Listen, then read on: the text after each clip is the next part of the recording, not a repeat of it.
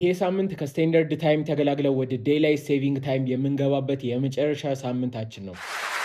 ለማንኛውም እንደተለመደው በዚህ ሳምንት ወደ ማርኬቱ ከመሄዳችሁ በፊት ማወቅ ያለባችሁን ትላልቅ የፋይናንሻል ኢቨንቶች እነግራችኋለሁ። እናንተም እንደተለመደው ፎሎ እያደረጋችሁ ሰኞ ላይ እንደምታዩት የማኑፋክቸሪንግ ፒኤምአይ ይወጣል። ለምን የሰርቪስ እና የማኑፋክቸሪንግ ፒኤምአይ ተነጣጥለው እየወጡ እንደሆነ እርግጠኛ አይደለሁም። ተጨማሪም ሰኞ ከክሎዝ በኋላ ብቻ በርከት ያሉ የኤርኒንግ ሪፖርቶች ይኖራሉ። ኤስኤምፒ 500ዶች እናንተን ነው የሚመለከቱ። ማክሰኞ ላይ ስመጣ እንደምታዩት ካም የሆነ ቀን ይመስላል። በዚህ ቀን ላይ ግን ሰምሃው ኢምፖርታንት የሚባሉ ኤርኒንግ ሪፖርቶች ይኖራሉ። እንደምታዩት ከኦፕን በፊት እነ ታርጌት፣ እነ ኦን እና እነ ቤስ ባይ ይኖራሉ። ሮብ ላይ እንደምታዩት ኤንኤፍፒ ይኖረናል። ኤዲፒ ሲኖረው ከፕራይቬት ሴክተሩ የሚወጣና ከዋናው ኤንኤፍፒ በፊት የሚለቀቅ እንደ ፕሪዲክሽን አይነት ነገር ነው ብለናል።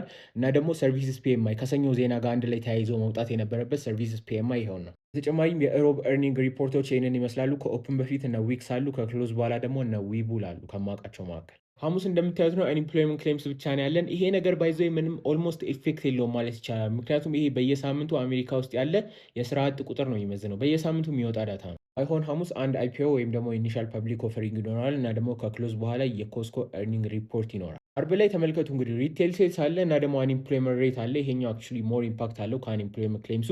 ነገር ግን ዋናው ኤንኤፍፒ ይሄኛው ነው። ኤዲፒ ያኛው ፕሪዲክሽን ነው ብያቸዋለሁ ሮብ ላይ የነበረው። እንደውም እንደ ፕሪዲክሽን ሳይሆን ያኛው ፕራይቬት ሴክተሩ ላይ ያለውን ኤንኤፍፒ ሜዥር የሚያደርግ ሲሆን ያኛው ዞሮ ዞሮ ይሄኛው ዋናውን ኤንኤፍፒ ፎርካስት ማድረግ ስለሚችል ነው ፕሪዲክሽን የሚባለው። ባይዞ እነዚህ ነገሮች ማንበብ ብቻ ሳይሆን ተረድታችሁ ቀሏችሁ አብራችሁ ፍሎው እንድታደርጉ የሚረዳችሁ ፋይል ነገር እየተዘጋጀላችሁ ነው።